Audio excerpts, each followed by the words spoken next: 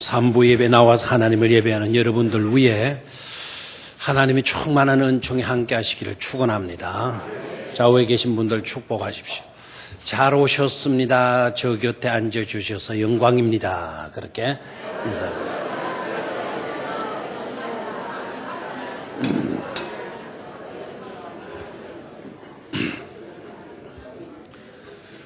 전하는 저도 듣는 여러분들도 함께 큰 보화를 캐내는 시간이 되기를 축원합니다. 그리고 은혜 많이 받는, 은혜 받고 돌아갈 수 있기를 주의 이름으로 축원합니다. 건간의 최우수상을 받은 시 하나를 소개하겠어요. 연못이라고 하는 시인데 저는 이 시를 읽으면서 처음에는 참 유치하다 생각했습니다. 이런 시가 최우수상을 받았다고 하면 나는 최우수상을 받을 수 있는 그런 시를 쓸 수 있겠는데 하는 생각이 솔직히 들었습니다. 연못이라고 하는 시의 내용 굉장히 짧아요. 상처 내려고 던진 돌들에도 동심원을 만들 뿐, 이 동심원이라는 거는 나이테처럼 똥 떨어지면 이런 둥근 원들이 쫙 퍼져나가잖아요. 동심원을 만들 뿐 아프다는 말이 없는 연못. 연못은 돌 가득한 울 엄마 가슴, 우리 엄마 가슴이라는 시예요. 그렇지 않습니까? 우리도 저수지 가게 되면 조금 주서다가 연못 속에 의미도 없이 던지잖아요. 퐁당. 그리고 물결이 파장이 되어서 퍼져나가고 돌은 온데간데 없이 보이지를 않고, 그러나 그 돌은 가라앉아서 그 물 속에 쌓이게 되어지겠죠. 이 시가 최우수상을 받게 된 것은 바로 그러한 사실을 우리에게 들려주기 때문만이 아니라 생각해요. 그 연못을 보면서, 그러한 모습을 보면서 그 연못에 있지도 않은, 그러나 호수를 꼭 닮은 것 같은 우리 엄마를 생각해 냈기 때문이 아니겠는가 하는 것입니다.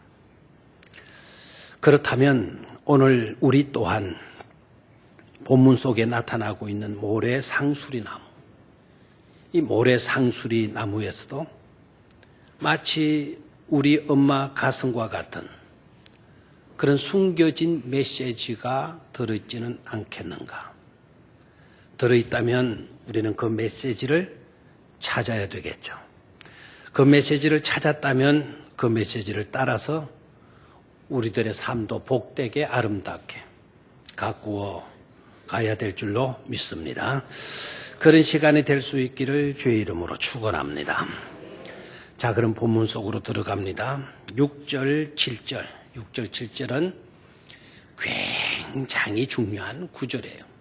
하나님의 말씀, 모든 말씀 다 중요하지만 오늘 메시지를 전하는 일들에 있어서는 이 본문, 이 구절이 굉장히 중요한 구절이에요.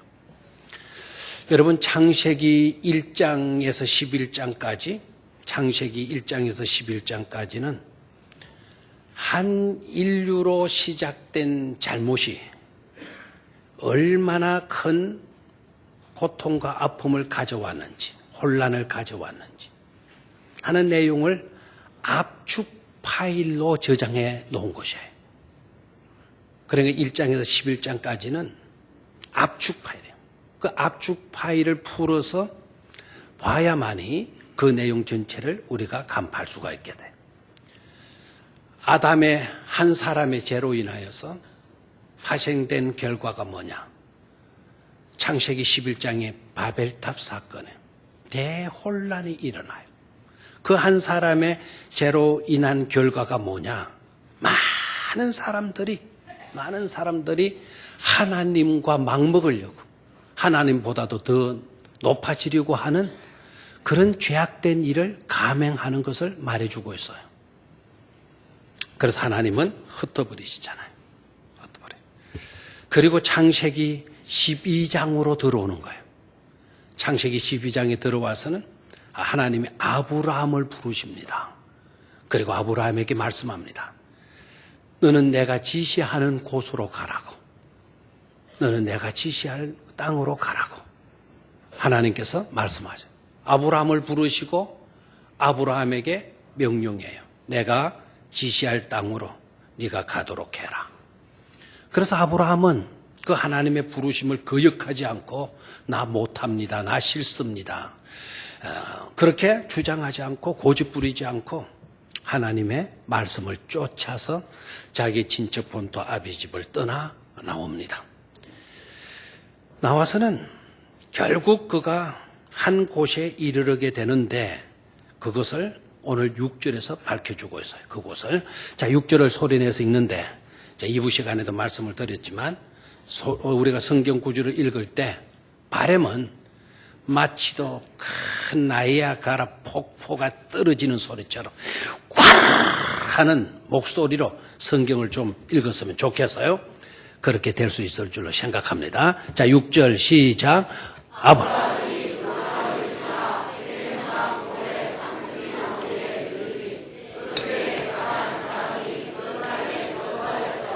자, 아멘. 잘 읽으셨어요. 6절을 보니까 아브라함이 그 땅을 지나, 하란 땅입니다. 그 땅을 지나 세겜 땅 모래 상수리 나무에 뭐 했다? 이르렀다. 아브라함이 이르렀다. 아브라함이 도착했다라는 거예요. 도착했다. 어디에 도착했습니까? 어디에? 세겜 땅 모래 상수리 나무에 도착했다. 그리고 7절에 들어가서 보니까 하나님께서 아브라함에게 나타나셨다. 그곳에 도착했을 때 누가 나타나셨어요? 하나님께서 나타나셔요. 그리고 이르시기를 그랬는데 이르시되라고 그랬는데 이르시되라는 말은 하나님께서 말씀하셨다는 거 아닙니까? 바로 그곳에 하나님께서 나타나셨고 하나님께서 그곳에서 뭐 하셨습니까? 말씀하셨다는 거예요.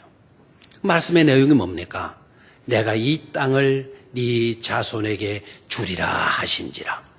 이 땅을 모래 상수리 나무가 있는 이 땅을 내가 네 후손에게 네 자손에게 뭐 하겠다? 주리라 하시니라.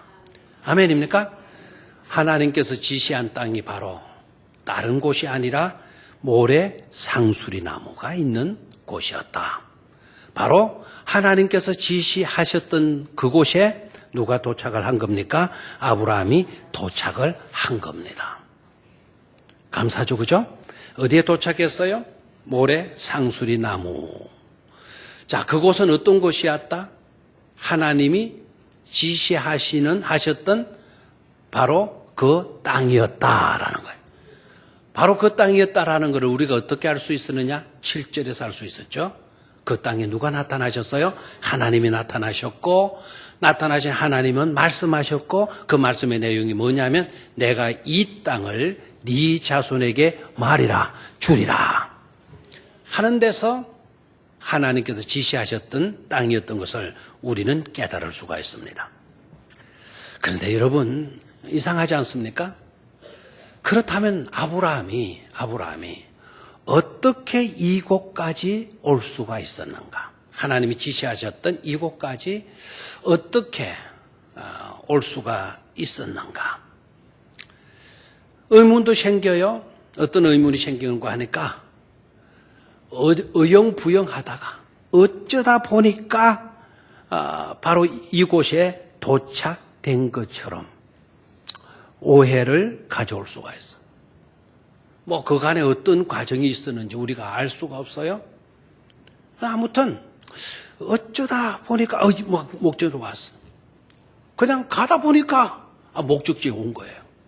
종종 우리도 그럴 때가 있잖아요. 저 설악산 가려고 하는데 그냥 목표도 안 하고 썩 가다 보니까 오고 싶었던 마침 어디에 왔다? 설악산에 와 있는 거를 보게 되고 우리가 어찌 이리 왔지? 뭐 이렇게 놀랄 때도 있어.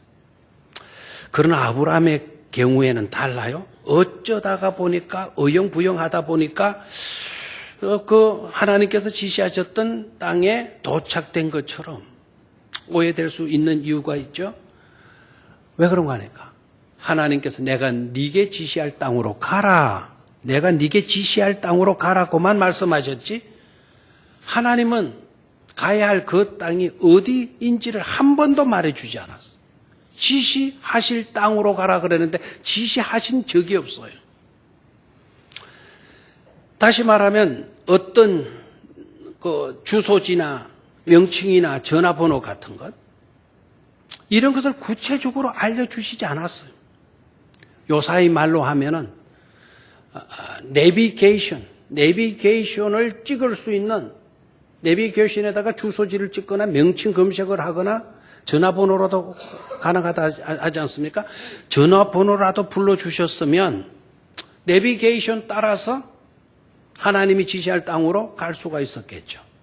그런데 하나님은 목적지도 분명하게 밝혀주시지도 않고 지도 한 장 손에 쥐어주시지도 않고 그냥 내가 너에게 지시할 땅으로 가라고만 말씀을 하셨어요. 그럼 어떻게 갑니까? 어떻게 이곳에 오늘 또 도착하게 된 겁니까? 어쩌다 보니까 오게 된 것 아니겠느냐 하는 그런 생각도 들 수가 있어요. 그런데 여러분 조금은 생각하면 어쩌다 보니까 어영부영하다 보니까 그 말도 안 되는 소리죠. 제가 만약에 서울의 압구정동에 갑돌이 집을 찾아가는데 주소도 몰라요, 전화도 몰라요, 지도도 없어요. 그런데 갑돌이 집을 가는데 그것도 갑돌이 집이 서울에 있는지도 몰라요. 어쩌다 가다 보니까 갑돌이 집에 내가 도착했다. 이 말이라도 되는 이야기입니까? 그런데 아무튼 아브라함은 그곳에 도착했다라는 거예요. 이 사건을 요사이 상황으로 비교해 본다면 땅에서 우주선을 발사하잖아요. 땅에서 우주선을 발사하면 400km 떨어진 우주 정거장에 딱 지가 알아서 도킹하는 거나 다를 바가 없다 이 말입니다. 여러분 하란 땅에서 아브라함의 고향 우르와 하란 땅에서 이곳 세겜까지의 거리는 꼭 400km예요. 여러분 울산이 왜 살기 좋은 줄 아세요? 울산이 살기 좋은 거는 동쪽으로 가면 바다요. 북쪽으로 가면 경주 고도의 도시가 성이 있었고 뭐 경제적으로 발달된 도시이기 때문에 얼마나 울산이 살기가 좋아요. 이번에 총회에서도 만나는 친구들마다 저보고 하는 말이 너 진짜 좋은 데 산다고. 아 좋은 데 산다고. 울산 많이 좋아졌다라고. 막 이런 소리를 해. 울산 살기 좋은 도시입니다. 그러나 저는 그보다도 울산이 참 좋은 도시라는 것은 성경의 사건하고 너무 닮은 점들이 많아요. 자, 하란에서 세겜 오늘 본문의 주된 사건이 이루어지는 세겜까지의 거리가 얼마라고요? 400km. 울산에서 서울까지의 거리가 몇 킬로? 400km. 그 400km 떨어진 곳까지 아브라함이 지도 하나 없이 내비게이션 없이 주소 하나 모르고 어떤 전화번호를 가진 것도 없고 분명히 목적지를 정해준 것도 없는데도 이렇게 도착하게 되었다. 무엇을 알 수가 있습니까? 여기서 우리가 알아야 될 중요한 메시지가 있어. 그것은 내가 너에게 지시하신 곳으로 가라 말씀하신 하나님께서 말씀만 하시지 않고 바로 지시한 바대로 말씀하신 대로 그곳으로 그 목적지로 아브라함을 보이지 않게 인도해 오신 줄로 믿습니다. 하나님께서 말씀하시면 하나님께서 그 말씀하신 대로 반드시 이루어 가시는 분이심을 깨닫기를 축원합니다. 여기에 우리의 행복이 있는 거예요. 예수 믿는 행복이 다른 데 있지 않습니다. 하나님께서 우리에게 지시하셨다면, 하나님께서 우리에게 말씀해 주셨다면, 방법도 모르고 목적지도 모르고 어떤 대책, 어떤 수단을 강구해야 될지 모른다 할지라도 하나님께서 지시하셨다면, 지시하신 하나님께서 반드시 이루어 가실 것이기 때문에 우리는 고민하거나 우리는 염려하거나 좌절하거나 절망하거나 걱정할 필요가 없는 줄로 믿습니다. 왜냐하면 지시하신 하나님, 말씀하시는 하나님 반드시 이루실 것이기 때문입니다. 그런데 또 하나 이상한 점이 있어요. 본문을 속으로 들어가면 또 하나 이상한 점이 있는데 그 이상한 점은 뭔가 하니까 왜 하필이면 모래 상수리 나무냐 하는 의문이 생기는 것입니다. 어디라고요? 모래 상수리 나무. 왜 하나님께서는 이곳으로 이끄셨느냐는 거예요. 아브라함은 왜 하나님께서 이끄신 대로 다른 곳을 찾지 않고 왜 모래 상수리 나무로 이렇게 나왔느냐는 겁니다. 여기서 우리는 중대한 비밀을 찾을 수 있어야 합니다. 그것은 바로 어디에서 나타나는가 하니까 모래 상수리 나무라고 하는 이 이름에서 그 해답을 찾을 수가 있어요. 그 비밀을 풀어갈 수가 있습니다. 자, 모래라고 하는 이 말, 이 모래라고 하는 이 말은 두 가지로 여러분 또 생각하시면 안 돼요. 바닷가에 가면 있는 그 강가에 가면 있는 널려져 빠져 있는 뭐라고요? 그 모래로 생각하면 안 됩니다. 그거 안 되는 겁니다. 그 다음에 또 하나 모래가 있죠. 오늘, 내일, 언제 모래. 그 모래, 그 말이 안 되네. 이런 식으로 생각하면 안 돼요. 이 모래라고 하는 이 말, 선생, 교사, 가르치는 사람이라는 뜻이에요. 가르치는 자라는 뜻을 갖고 있어요. 다시 한번 모래라는 거는 뭐라고요? 가르치는 선생, 가르치는 사람, 교사이지 않습니까? 모래라는 말은 선생, 교사라는 뜻이에요. 그러니까 상수리나무, 모래 상수리나무라고 하면 우리 표현대로 한번 읽어봐요. 그럼 모래는 뭐라 그랬습니까? 교사, 선생, 누가라고요? 상수리나무. 선생, 상수리나무. 동화책에나 나올 이름 아닙니까? 여러분 오늘도 산에 운동하러 나가시다가 상수리나무 만나면 고개를 반드시 숙이시고 상수리 선생님, 선생님 상수리나무 꼭 이렇게 부르시기를 바라요. 모래 상수리나무가 바로 그런 의미를 갖고 있는 겁니다. 그런데 상수리나무라고 하는 이 나무, 히브리어는 엘론인데 이 상수리나무라고 하는 이 엘론이 의미는 바로 뭐냐면요. 상수리나무가 뭘 의미하고 있는 거 아니까 가나안 원주민들의 모든 종교 의식이 어디에서 이루어지는 거 아니까 상수리나무 밑에서 이루어진다라는 거예요. 이방 사람들의 종교 의식이 주로 어디에서 이루어진다? 엘론을 중심으로 해서 이루어진다. 엘론이 바로 뭐죠? 상수리나무예요. 상수리나무. 그래서 성경 속에 보게 되면 상수리나무가 나오게 되면 반드시 그 상황이 이방인에 관계된 곳이라고 하면 그 이방인들이 그곳에 우상을 갖다 놓고 그 우상에게 제사하는 장소로 나타나고 있어요. 그래서 엘론, 상수리 나무가 있는 곳은 우상을 숭배하는 그들의 성소라고도 말할 수가 있는 거예요. 그들이 예배하는, 우상에게 예배하는 그들의 성소, 우리들의 성소가 아니죠. 그들의 성소였다라는 겁니다. 그리고 상수리 나무는요, 여러분 아시죠? 이파리가 넓고 이파리가 많잖아요. 그러니까 그 나무 밑에 가게 되면 그늘이 많아요. 그늘이 많다 보니까 사람들이 상수리 나무 밑에 와서 휴식하는 거예요. 그래서 휴식처, 안식처가 되기도 했던 것입니다. 그러니까 생각해봐요. 이게 단순히 넘어갈 일이 아닙니다. 하나님께서 지시하신 곳이 바로 모래 상수리 나무였다면 하나님께서 지시하신 곳은 구체적으로 그러면 어떤 장소냐? 우상 숭배의 온상지였다라는 것을 알 수가 있죠.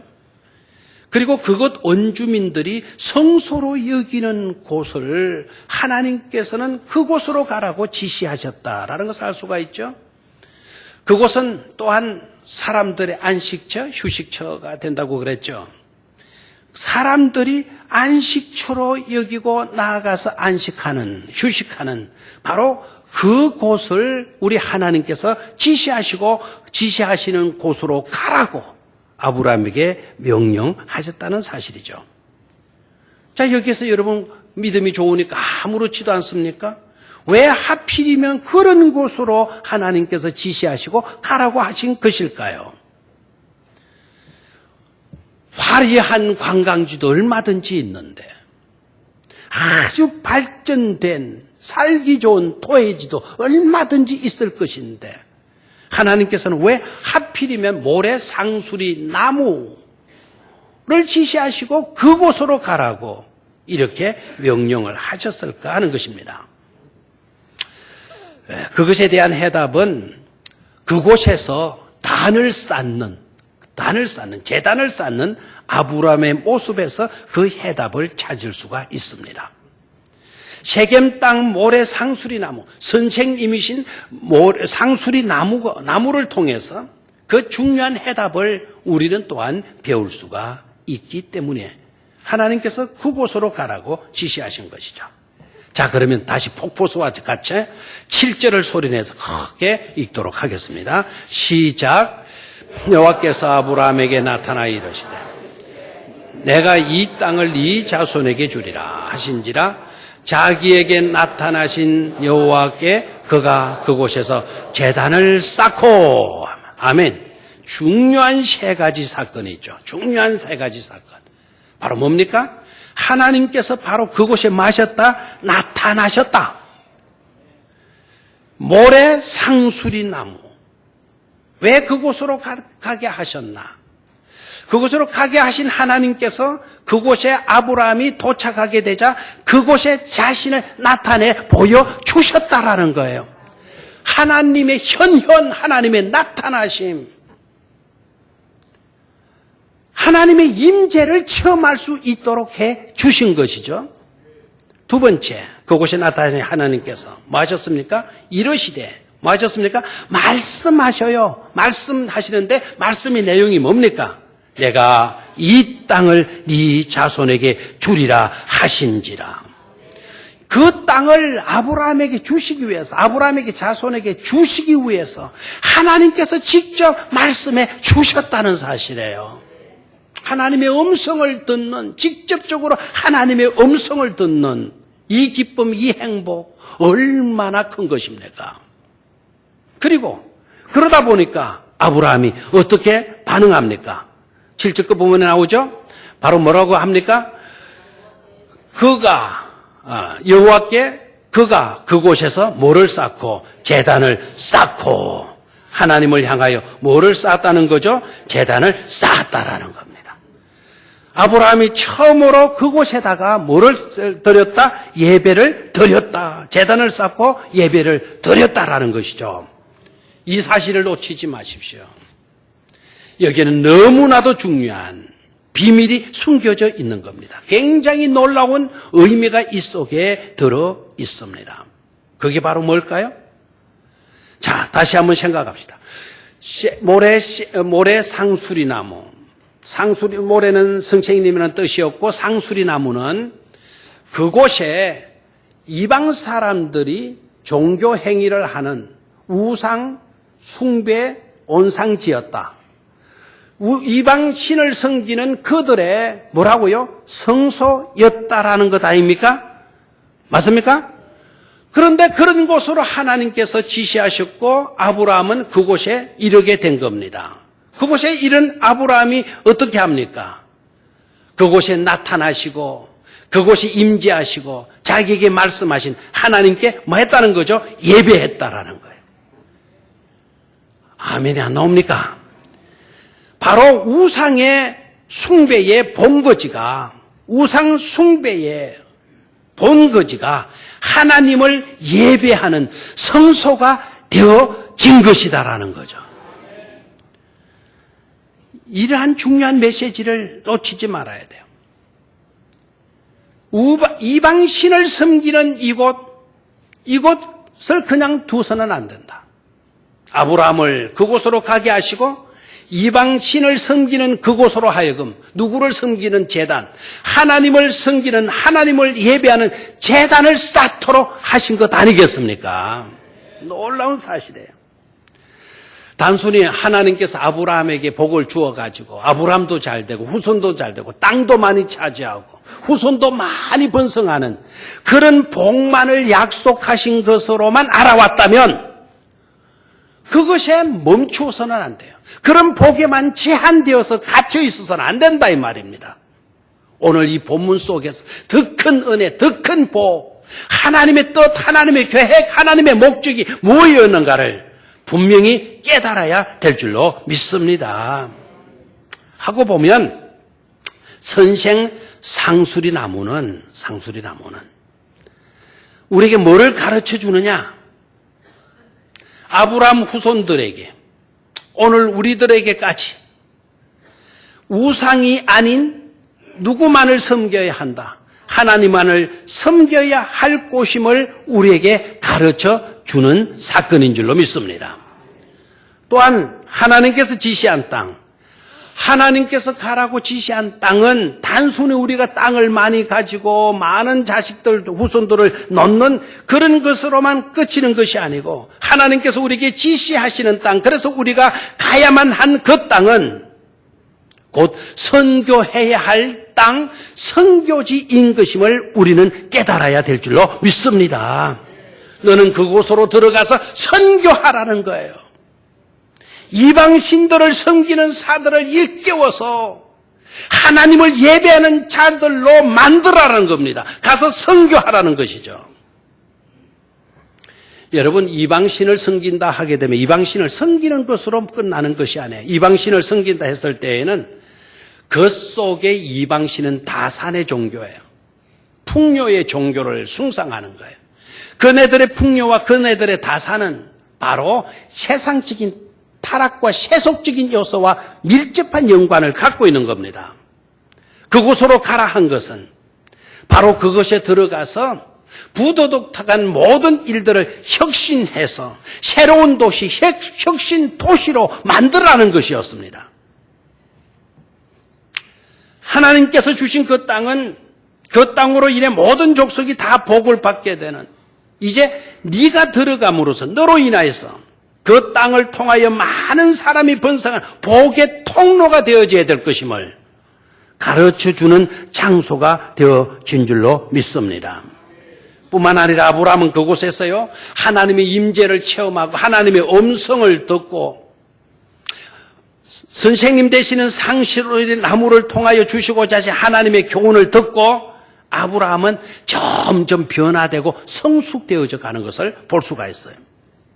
그러니까 단순히 우리가 복을 받고 선교지에 들어가서 선교직 사명만 감당하는 것으로 끝나면 안 돼. 오늘 본문 속에서 우리에게 주는 또 놀라운 마지막 메시지가 바로 뭐냐?